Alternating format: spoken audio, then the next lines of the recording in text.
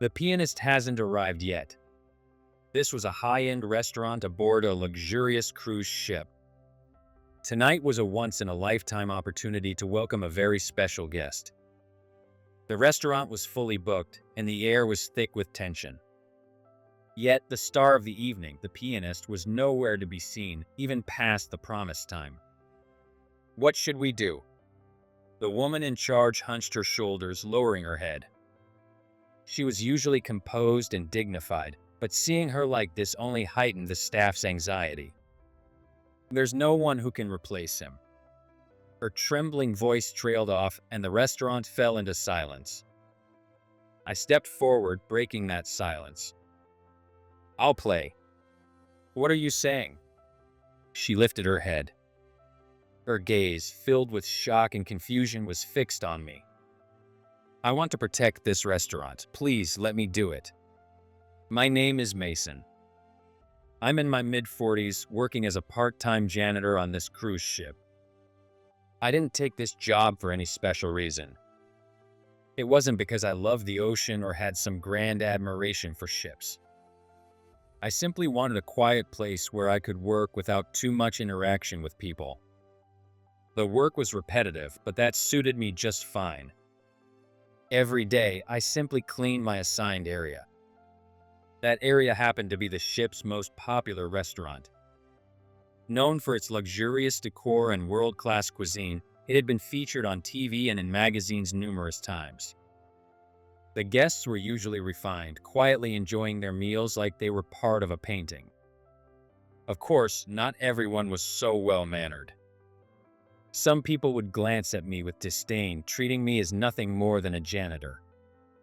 At those times, I felt the urge to sigh, but I reminded myself, I still like this job, and kept my hands moving.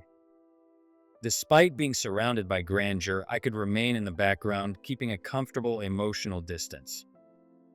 This restaurant had one particularly special feature.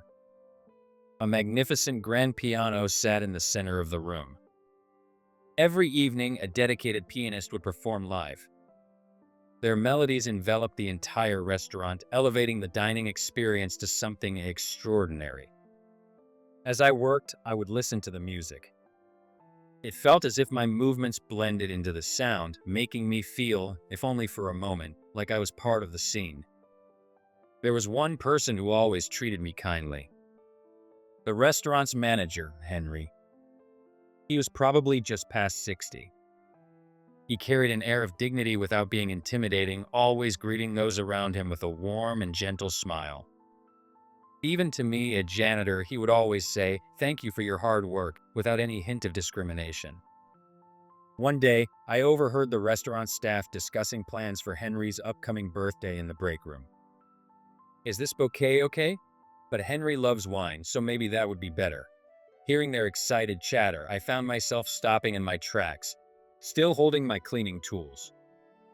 I, too, felt a deep sense of gratitude toward Henry. And because of that, I wanted to express it in some way, even if it was just a small gesture. Summoning my courage, I finally spoke up. Could I join in on the celebration as well? I could hear the tremor in my own voice. Even so, my desire to show my appreciation for Henry gave me the strength to push the words out. The staff looked surprised for a moment, but then they quickly smiled and replied, "Of course," without hesitation. At that moment, I felt a small warmth spread in my chest. My work was mostly solitary, and I had always avoided getting too involved with others. But every time I found myself in this atmosphere surrounding Henry, I couldn't help but admit that I was truly lonely.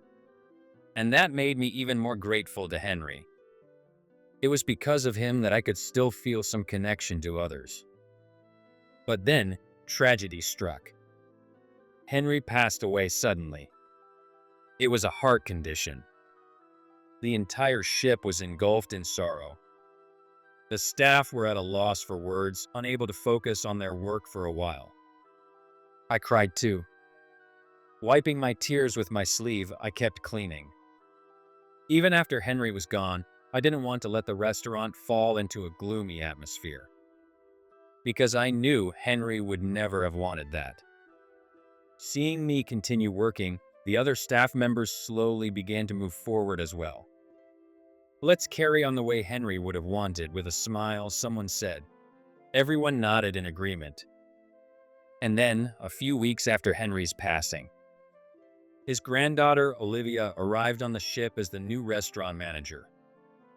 "Nice to meet you. I'm Olivia. Thank you for everything you've done for my grandfather." The first time I saw her, I was struck by her beauty. But more than that, there was a quiet strength in her eyes, something she had undoubtedly inherited from her grandfather. The day Olivia stepped into the restaurant, a young man stood beside her. He was strikingly handsome, with a quiet, reserved presence. He stood as if he were merely part of the scenery, showing no sign of being conscious of the attention around him. Looking at him, Olivia spoke in a clear voice. "This is Samuel. He'll be playing the piano from today. Please welcome him." The young man, Samuel, gave a small nod and introduced himself in a calm, composed voice. "I'm Samuel. It's a pleasure to meet you." His voice was low and steady, understated yet strangely memorable. Though everyone was trying to stay positive, the loss of Henry had cast a lingering shadow over the restaurant. Many of the pianists who worked exclusively for him admired Henry, and after his sudden departure, several of them quit, saying that they couldn't go on. That was why Olivia had brought Samuel as the new pianist. That night, the restaurant was more dazzling than ever. Pristine white tablecloths adorned the tables, candlelight flickered against the glassware, creating a delicate dance of reflections. The rich aroma of exquisitely prepared dishes filled the air.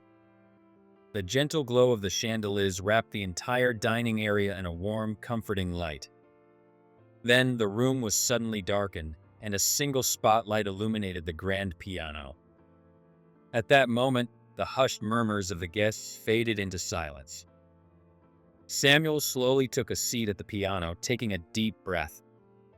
Every movement he made was striking, like an actor stepping onto the stage for a performance. His expression remained calm and serene, yet a faint tension flickered in his eyes, as if the piano itself was breathing in sync with him. With every touch of his fingertips on the keys, it felt as though the music was flowing straight from his soul. The sound was deep, transparent, like the rippling of a lake when a single drop of water falls upon its surface. It painted landscapes within the silence, the whisper of the wind, a distant sunset, the vast stretch of a quiet meadow underfoot. His music created an entire world, pulling everyone into its embrace. In the corner of the kitchen, I placed the garbage bag I had been holding down. I was completely captivated. Amid the bustling night, the moment his fingers touched the keys, time itself seemed to stop. The melody touched something deep in my chest. It wasn't just sound, but raw, living emotion. The guests felt it too. The clinking of knives and forks against plates gradually faded as they focused not on their meals, but on the music filling the air. It was as if we were all experiencing the same story together. When the piece ended, a brief silence hung in the air. Then, in the very next moment, a wave of applause erupted. Voices rose from every corner of the room. That was incredible. One more song, their joy blending seamlessly with the lingering echoes of his performance.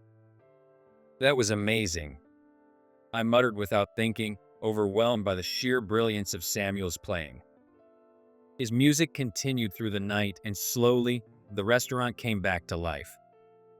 As Samuel played, Olivia stood at the center of the restaurant, giving out instructions. Her voice was composed, conveying only what was necessary, allowing the staff to move without hesitation. Refill the drinks sooner. Be careful when carrying out the next dish. Her timing and precision were flawless. Inside the restaurant, her guidance created a harmonious flow. Combined with Samuel's performance, it transformed the entire place into a special space. She carried herself with an air of detachment, rarely adding unnecessary words. She didn't smile often, and her interactions with the staff were strictly professional. She wasn't cold, but there was a certain distance in the way she carried herself. Still, her keen observation and sharp judgment were undeniable. She noticed even the smallest details, addressing potential issues before they could arise, which likely reassured the staff rather than intimidating them. Even when someone made a mistake, she would simply say, "You might want to adjust this a bit," offering a solution with calm precision. Her straight-backed posture and swift, efficient movements exuded a quiet authority, earning her the trust and respect of those around her. After Henry's passing, she has admirably fulfilled the heavy role of managing and supporting the entire restaurant. Even if she doesn't smile much, there is a certain warmth in her demeanor, conveying her strong determination to keep the restaurant thriving. One day, as I was cleaning, Olivia suddenly spoke to me. "You're always here, cleaning this restaurant, aren't you?" Caught off guard, I quickly replied, "Yes, this is my assigned area." She tilted her head slightly. "Have you ever thought about doing something else?" Her question made me freeze for a moment. I was about to say, "This job suits me," but then the memory of Henry's birthday celebration resurfaced. The feeling of being part of something, of choosing a gift together with the staff, of sharing in the moment. I remembered how those small interactions had lit a quiet warmth inside me. For most of my life, I had avoided getting too involved with others. In that sense, being a janitor, a job where I could work alone in silence, had seemed like the perfect fit. But that day, when I joined the staff in celebrating Henry, I had felt something I hadn't in a long time. I had felt connected. Looking back, I realized I had convinced myself that being alone was easier. That by telling myself that, I had been suppressing something inside me all along. I do want to connect with people. I want to try something new. For some reason, standing before Olivia, I wanted to voice that feeling. But saying it out loud was harder than I expected, and I lowered my gaze. Seeing me hesitate, Olivia spoke. "You seem like you'd get along with floor staff member." Her words made me snap my head up in surprise. Because I remembered Henry had once told me the exact same thing. "You have good posture, unlike the other cleaning staff who are always hunched over." I was taken aback by Olivia's sharp observation. She might appear cold, but she was surprisingly perceptive. "You didn't start here as a fresh graduate, did you? What was your previous job? I want to place people where they belong. Is there a position you'd rather be in?" Under the weight of her unwavering gaze, I searched for an answer. Her piercing yet resolute eyes suddenly reminded me of Henry. He, too, had a quiet strength in his gaze. "No, I think I'll just stay like this. No, actually. If I ever gain the confidence, I'd like to work under you." Olivia's eyes widened slightly at my words, but her expression quickly returned to normal, as if she was masking any reaction. I see. Well, we're always short on staff, so just let me know when you're ready." She averted her gaze as she spoke. For some reason, it almost seemed like she was embarrassed. She can make a face like that? It's different from her usual demeanor. Kind of cute. For the first time, I felt a small sense of familiarity with Olivia. A few days later, after Samuel had already established himself as a celebrated pianist in the restaurant, he approached me. "Oh, do you have a thing for that beauty?" He smirked, looking at me with amusement. Samuel often had a sharp tongue, especially toward the restaurant staff, and he had absolutely no mercy for someone like me, a janitor. Like someone like her would never look your way. "Do you even know your place?" His words carried an unnecessary sting. I forced a chuckle, but irritation bubbled inside me. Yet his talent was undeniable. His performances had drawn in more customers than ever, pushing the restaurant's sales to record highs. In a way, Samuel had saved the restaurant. And because of that, no one dared to call him out on his attitude. He knew it, too. It was obvious he was getting cocky. "You probably dropped out of high school. No, middle school, maybe? Though, if you actually graduated college and still ended up as a janitor, that'd be even more pathetic." Samuel's words, spoken with a laugh, made me want to clench my fists, but I pretended to stay calm and went back to work. An old man like you isn't needed, not just here, but anywhere in the world. As I passed by and heard those words, a surge of anger made me want to destroy everything in sight, but I simply kept working. Then, a major announcement shook the restaurant. A famous celebrity, Travis, was coming to dine here, bringing a crowd of high-profile executives and public figures with him. The moment his name was mentioned, the staff gasped in shock. "Travis is coming. I can't believe I get to see him up close," I heard voices exclaiming. Even the normally composed staff were visibly excited. Travis was a star. Even I felt a brief surge of anticipation at the thought of seeing him in person. Amid the rising excitement, Olivia stood before the entire staff, her voice strong and commanding. "This is an opportunity to elevate not just this restaurant, but the reputation of the entire ship. We must deliver our best service and make this a success." There was no hesitation in her voice. She was always calm and composed, but now her sharp gaze burned with determination. That look alone conveyed her unwavering resolve to make this night flawless. Her presence immediately refocused the staff. Straightening their backs, they nodded and got to work. Discussions filled the air. What kind of table arrangements should we go for? What kind of dishes would impress him the most? The kitchen and dining floor bustled with activity, everyone moving with a shared sense of purpose. For the first time, it felt like the entire restaurant was truly united toward a single goal. Even Samuel changed. Late at night, after the restaurant had closed, he sat at the piano, practicing with intense concentration. His fingers moved with absolute precision, sweat forming on his forehead. Some staff sighed as they watched him. If only he'd always be this serious about the piano and not everything else. He has this side to him. What could have made him so bitter? As I looked at Samuel, a thought suddenly crossed my mind. And a few days later, I found my answer.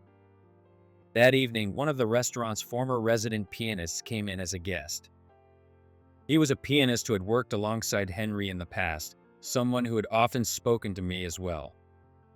Seeing him again with his gentle demeanor and the way he was warmly greeted by the staff and guests, a wave of nostalgia washed over me.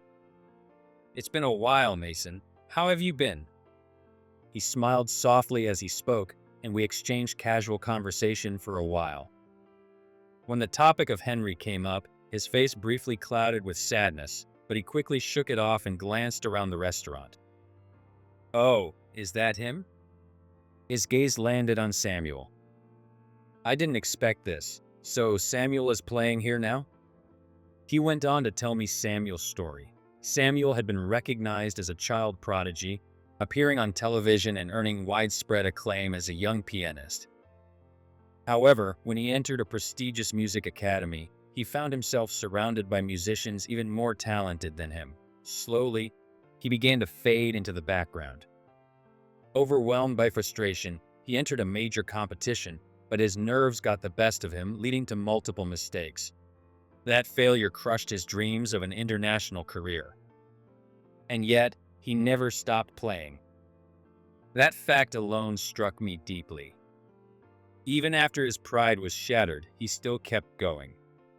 Even Samuel's cynical attitude seemed understandable when I considered the emotional scars he carried. His passion for the piano and his lonely figure, burdened with a fragile pride, conveyed an indescribable strength. If anything, it even seemed almost dazzling. And finally, the day came when we would welcome Travis. The restaurant was fully prepared, and the staff's morale had never been higher. Everyone was so caught up in their tasks that no one noticed Samuel wasn't there. Since he always approached the piano just before his performance, no one found it strange if he was nowhere to be seen during the preparation stage. The staff naturally assumed he would arrive on time. "Samuel isn't here yet?" The moment those words were spoken, the air in the restaurant froze. The staff, who had been moving with such focus, halted and exchanged uneasy glances. Expressions of confusion and concern spread rapidly. "Wait, He's still not here? You're kidding, right? Whispers filled the room, but the clock kept ticking, mercilessly moving forward. The reservation time was almost upon us, but Samuel was nowhere to be found. The piano bench sat empty. A creeping panic spread through the staff. He's not answering his phone. It's possible he slipped away and left the ship. The report made Olivia bury her head in her hands. She, who always carried herself with such authority, now had her shoulders hunched. It was a stark contrast to her usual composed self. Every other pianist had prior engagements tonight. There was no one to take his place. At this rate, not only would the restaurant's reputation be ruined, but Henry's beloved establishment itself could be in jeopardy. Would we really let it end like this? As the suffocating mix of anxiety and despair filled the air, my eyes fell on Olivia's slumped figure. At that moment, something hot surged inside me. Now. It has to be now. Henry's smile flashed through my mind. I stood up. Without hesitation, I stepped forward, pushing aside my doubt, and addressed her firmly. Can I borrow a suit? What? Olivia turned to me, her eyes filled with uncertainty, on the verge of tears. I straightened my back and met her gaze head-on. I can play. Maybe not as well as Samuel, but I can play any song you need. Her eyes widened in shock. As I met her gaze, my heart remained strangely calm. The other restaurant staff also stared at me in shock. But eventually, Olivia gave a small nod and said, "Well then," as she hesitantly held out Samuel's outfit. Seeing her trembling hands, my resolve hardened. As I slipped my arms into the sleeves, I was surprised at how perfectly the outfit fit me. After changing, I stopped in my tracks as I caught my reflection in the mirror. The person standing there was the performer I had long forgotten. I stepped onto the stage, pouring everything into the keys. Memories of the past came rushing back, whether I wanted them to or not. But just as my chest began to burn with emotion, a sudden wave of anxiety swept over me. That celebrity, they might recognize Samuel's face. If someone in the audience knew Samuel, they would see right through my act. Just that alone could ruin the restaurant's reputation. At that moment, my eyes landed on a mask displayed on the restaurant's wall. This is it. With this, I can hide my identity. I asked the staff to bring me the mask and quietly placed it over my face. The figure in the mirror was no longer just a janitor. Nor was he merely Samuel's stand-in. I was simply a performer willing to risk everything for the sake of playing. As the tension in the room thickened, I stepped onto the stage in silence. I could feel every gaze on me, even through the mask. I took a deep breath, struggling to calm my racing heartbeat. Resting my hands on the keys, I saw the sheet music of the song Samuel had planned to perform. I steadied my breathing and with firm resolve played the first note. In that instant, the atmosphere in the hall shifted. The sound filled the space, rippling outward like waves. With every movement of my fingers, the melody took form, and I found myself enveloped in its embrace. This is my life. No matter how far I try to stray from it, the piano will always be a part of me. The feeling rising from deep within me was beyond words. It was neither joy nor sorrow, but something overwhelming that completely consumed me. My fingertips burned with passion as I poured everything into each note. Right now, I was no longer just a janitor. I was a performer through and through. And as the final note faded into silence, the hall was engulfed in a deep, breathless stillness. For just a moment, everyone seemed to hold their breath. Then a thunderous applause erupted, filling the entire hall. I stood up and bowed deeply. Beneath the mask, I felt warm tears trickling down my cheeks. With every clap of the audience, the doubts and struggles of my past seemed to dissolve little by little. After the performance, Olivia guided me to her private room. The room was neat and orderly, with a serene view of the ocean stretching beyond the window. You were a pianist, weren't you? And not just any pianist, a remarkable one. Olivia looked at me intently as she spoke in a quiet voice. Avoiding her gaze, I stared out the window and slowly began to recount my past. I was once a pianist known as a prodigy. After graduating from a prestigious music school, I started performing overseas, building a successful career. Glamorous stages, roaring applause, endless offers pouring in. It was the very life I had dreamed of. But then, in an instant, it all came crashing down. The woman I had been in love with stole every penny I had. Unaware, I had entrusted her with all my living expenses, only to wake up one day and find her gone. With the help of the police, she was eventually caught, but most of the money was never recovered. When I learned she had squandered it on luxury and another man, something inside me shattered. Losing the money wasn't the hardest part. Being betrayed was. Even now, I remember that feeling of loss with painful clarity. Being betrayed by someone you trust leaves a scar deeper than anything else. That was when it started. My hatred for money itself. Every time I played the piano to earn a living, I thought, it's because of this that I was hurt. Gradually, making money became meaningless. No matter how much I earned, my heart never felt full. Eventually, I couldn't even bear to look at a piano. My fingers felt heavy on the keys and playing music became suffocating. And so, as if running away from a life tied to the piano, I returned to Japan. I wandered the streets aimlessly, and one day I stopped by a small standing soba shop for the first time in years. That's when I noticed a job ad on the wall. Ship janitor wanted. Exhausted, the word strangely appealed to me. I had nowhere to go, and since I could speak English, I figured I might get hired easily. So I applied right then and there. The interview was just as simple as I expected. I was hired on the spot just because I could speak English. The work was physically demanding, but I didn't have to form deep connections with anyone. And that, more than anything, felt right to me. On payday, when I received my salary in an envelope, I thought, I'm happy to receive money for the first time in a long while. I had hated money so much, but this was different. It was the pure result of my labor. There was no betrayal, no disappointment attached to it. In this job, no one will approach me for my money. This is my true calling. Convincing myself of that, I continued with my new life. No piano, no deep relationships, just quiet, solitary days. I told myself this was how I would live. When I finished recounting my story, Olivia lowered her gaze deep in thought. Then she narrowed her eyes slightly and said, I have a job. As the manager here, I make a decent amount of money every month. Her sudden mention of money caught me off guard.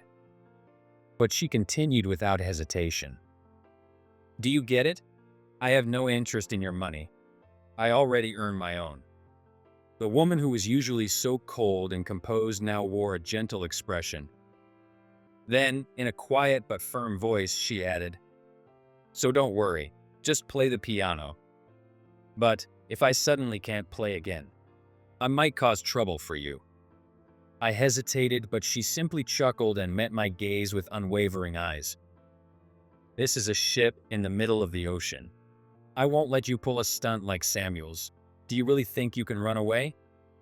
Then, with absolute conviction, she declared, I fell in love with your piano. I won't let you go. No matter what, I'll protect you. The intensity in her eyes overlapped with the memory of Henry. I should have played for Henry, let him hear me one last time. But he's probably listening from heaven now. Thinking that, I gave her a silent nod. From that day on, I decided to start over as this restaurant's pianist.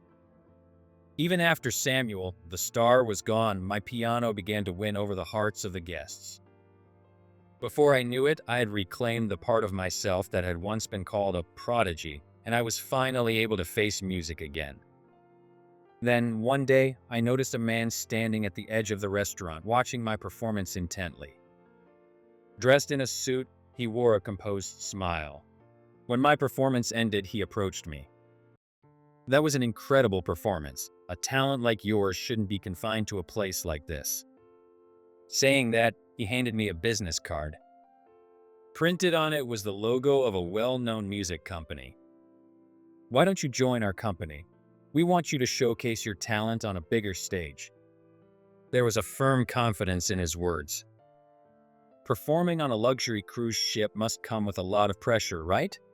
But if you're going to feel that pressure anyway, wouldn't it be better to experience it on a grand stage? With a smirk, he pulled out a contract and pointed at a number. It was an amount of money I had never seen in my life. The moment I saw it, bitter memories resurfaced. Betrayal, loss, and my fear of money. Yet, strangely, I felt calm. You've been to this restaurant before, haven't you? As I said that, the man's expression faltered for a split second. Yes, I've dined here a few times. Why do you ask? You stopped coming right after Samuel disappeared. Didn't you leave the ship with him? At my words, he gave a faint, knowing smile.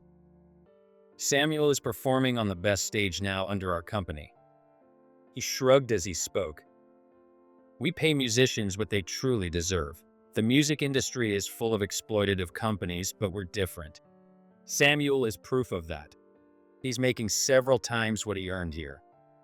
Money drives people insane. It did to her, and it did to me.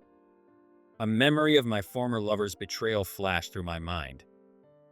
The money I earned through music had driven someone I trusted to ruin me.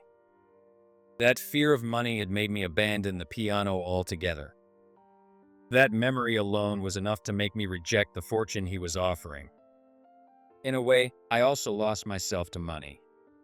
I said quietly, meeting his gaze. Thank you for the offer, but I'm happy where I am now. This restaurant isn't paying you what your talent is worth. You could be making so much more. Do you really want to stay here?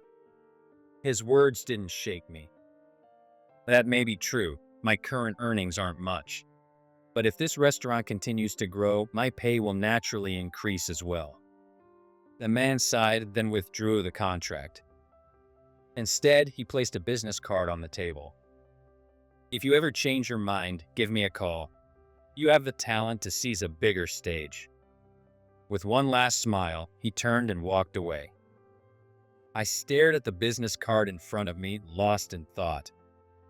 That man had poached Samuel, leading the restaurant to the brink of disaster. But thinking about it from Samuel's perspective, I could understand his choice. The restaurant probably hadn't been able to pay him what he truly deserved. Henry had done his best to offer a fair wage, but it might not have been enough for Samuel to feel properly valued. That was a reality I had to accept. The man's company could pay Samuel what he was worth. If that's the case, maybe it's a good thing for Samuel to keep playing there. I just hoped he wouldn't let himself be consumed by money, playing the piano only for the sake of wealth. That was my only concern. But then I pictured him. Late at night, after the restaurant had closed, practicing tirelessly at the piano. Samuel had always been serious about his craft, and somehow I didn't believe he would lose himself. He will surely be able to keep playing. Samuel was probably told something like this by that man. This restaurant isn't paying you what you're worth. And Samuel must have thought, that's right. This place is holding me back. Leaving is the right choice. And he wasn't wrong. Then one night, Samuel returned to the ship just as the restaurant was about to close. He no longer carried himself with the same confidence as before. Instead, he stood at the entrance with a hint of hesitation in his expression. When we called out to him in surprise, Samuel quietly bowed his head. I sincerely apologize. Please, let me explain why I left. As the staff fell silent, Samuel slowly began to speak. When I got the offer, I was thrilled. I knew this place couldn't pay me what I was worth, and I thought I'd finally get to perform on a bigger stage. But he lowered his gaze slightly before continuing. When I saw the first payment in my bank account, I really believed I must be incredible. But over time, that money started to feel heavy. Every time I thought, do I really deserve this after abandoning everyone? It became suffocating. He let out a deep breath and looked at me straight in the eyes. The money that should have been mine was meant for you instead. With that, he reached into his bag and pulled out a thick brown envelope, extending it toward me. His hands trembled slightly. Please, take this. It's too much for me. I feel like I'm being crushed under its weight. Samuel clutched his head and sank onto the floor. The way he sat there, tormented by his inner conflict, reminded me of myself back when I struggled with money and my love for the piano. I gently pushed the envelope back toward him and spoke calmly. Then quit that company and come back here. The pay will be lower, but if you think you don't deserve that kind of money, this is the perfect place for you. Samuel's eyes widened as he looked at me. At that moment, Olivia quietly stepped forward. Your talent is extraordinary. I once had a band, but we never made it. We just didn't have what it takes. But people like you, real musicians with true talent, should stay in the world of music. Music is something beautiful. Please, share it with the world in my place. She knelt to meet his gaze and spoke gently. Samuel's voice shook. I never thought someone would say that about me. I'm so sorry. I said so many terrible things. I lashed out at everyone. I was selfish. His voice trembled. Gone was the overbearing arrogance he once carried. His downcast eyes and slumped shoulders reflected nothing but sincere regret. After a long silence, Olivia took a step forward, her expression soft yet firm. Welcome back. Her words were gentle, yet they carried undeniable strength. The staff, one by one, followed her lead, offering small nods and smiles. Samuel looked up in surprise, his eyes brimming with tears. Then, with unsteady steps, he moved forward and bowed deeply. From that day on, Samuel returned to the restaurant, playing once more. With him back, the restaurant flourished even more than before. One day, the same man from the music agency that had scouted Samuel returned. He sat leisurely in his seat, listened to our performance, then remarked, "What a shame. You'd think the more money, the better, wouldn't you?" I smiled and asked, "So, how was our performance?" "Your talent is something money can't buy, no matter how much I offer." Well, it was good. With that, he placed another business card on the table and walked out. Samuel stared at the card for a moment before murmuring, "That man didn't drive me insane. My own weakness did." I nodded and told him, "The fact that you've recognized your own weakness and still choose to keep playing means you'll be fine. Just like I am now. Let's keep going together." Samuel smiled and nodded. "Yeah, you're right." Then suddenly, he smirked mischievously. "By the way, anything new with Olivia? Everyone knows about your little date the other day." "What?" I blurted out in panic, but Samuel just grinned and walked off like old times. Left behind, my face burning, I could only watch his retreating back. That guy really hasn't changed at all. Even as I thought that, I couldn't help but feel a small smile forming somewhere deep inside me. Seeing Samuel laugh and joke like before reassured me. His words echoed in my mind. If that ever happens, if my relationship with Olivia progressed to that point, maybe I wouldn't mind asking Samuel to play at the ceremony. A wedding that begins with his piano. It would probably feel a little embarrassing, but warm and beautiful at the same time. I'm deciding on a performer before I've even thought about anything else.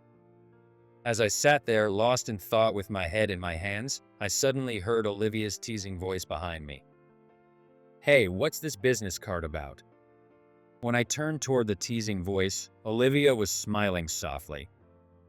That smile, it reminded me of Henry. I really wanted him to hear me play, but time doesn't wait for hesitation. So this time, I won't regret my choices. About our next date. I struggled to keep my voice steady, my nerves threatening to betray me. Olivia's eyes widened in surprise for a brief moment, but then a soft smile played on her lips. It was a smile no one else, neither the staff nor the customers, ever got to see. A playful, childlike grin that only I knew. Just then, a sea breeze drifted in from outside, cooling my flushed cheeks. The wind helped soothe my nerves slightly, but the way Olivia looked at me made my heart race all over again. Money sustains our daily lives. It's necessary to chase dreams. But what money truly means depends on the person. For me, money once symbolized betrayal. Ever since that day when my lover stole everything from me, I had resented it. I thought that if I had never had money, I wouldn't have been betrayed. That obsession drove me to abandon the piano and become a janitor. It was a job that minimized human interactions, allowing me to live quietly. For a while, I convinced myself I had found peace. But what I truly needed wasn't solitude. Meeting Henry, losing him, and then reconnecting with Olivia and Samuel made me realize it. What I had always needed was connection. And I had been seeking it all along through music. That fleeting moment when I touch the keys and hearts resonate. When people smile, sometimes cry, and applaud after hearing me play. All of it gave my life meaning. Standing on stage as a performer was the only time I truly felt my own existence. And having people who recognized that existence, that was happiness. Music was my heart. It was my way of expressing myself, but also a bridge to connect with others. When I played, there were no barriers. I was one with the audience. Through music, my inner voice reached them, and their reactions filled me in return. It was something irreplaceable, something I could never experience alone. There are wounds we can't heal by ourselves. There are struggles we can't overcome alone. It was only through the bonds I formed that I found the courage to face the piano again. Reuniting with Samuel deepened that realization. The moment he returned to the ship and openly admitted his weaknesses, I knew. He too had been searching for connection. Humans are weak, but recognizing that weakness and helping each other, that's what makes us human. Olivia's warm words, Samuel's tears, the smiles of the staff and customers, all of it held me up. And now, I too wanted to be someone who could support others. Not living in solitude, but sharing my life with someone. It wouldn't always be easy, there would be pain and conflict. But beyond that, there was warmth and hope. I would prove that music had the power to make that possible. And at the same time, I wanted to keep believing in that power as I moved forward.